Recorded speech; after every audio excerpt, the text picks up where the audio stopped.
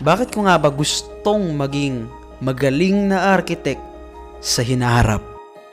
Bakit ko rin naman gusto maging architect? Ang dami pa namang profession dyan na pwede kong pasukin. Bakit pag-a-architect ang gusto ko? Well, marami akong pwedeng maging dahilan actually. Kaya gusto ko munang isa-isahin silang lahat. Disclaimer lang po na ang videong ito ay ginawa ko para sa future na ako. Whenever na makalimutan ko kung ano yung mga dahilan ko kung bakit gusto ko pa ring maging architect sa hinaharap. Huwag na po nating patagalin. Let's go to my first reason. Dahil una, nung unang nalaman ko ang commission o yung parang sweldo ng mga architect is I can't deny na nasilaw ako.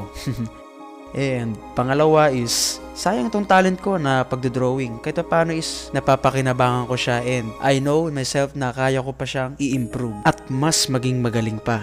Siguro yung pangatlong dahilan ko ay dala ng inggit. Minsan, naiinggit ako sa mga may bahay na magaganda, may matataas na bahay, merong aesthetic na designs yung bahay nila. Yun, sabi ko parang sa sarili ko, wala kaming ganito, no? Sana magkaroon din kami someday. And I took that as my encouragement in the future. And siguro, lastly is, para sa akin, kapag naging architect na ako, is, mag-iiba na yung tingin sa akin ng mga kamag-anak ko. And mag-iiba na rin yung tingin ko sa sarili ko.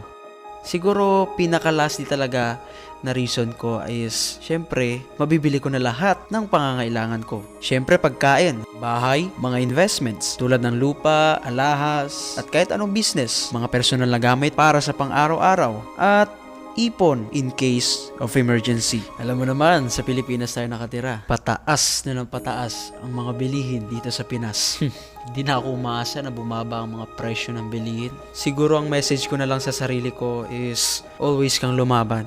At kung sa tingin mo, nahihirapan ka na, always look at the beginning. Kung saan ka nagsimula or back to basic. Tsaka lagi mong tatandaan, 1% of your improvement is always better than nothing. And acknowledge your weaknesses. There's nothing wrong with that. What is more important is that we work hard in overcoming them. From our weaknesses, we can also find strength and greatness. Yun lamang, maraming salamat.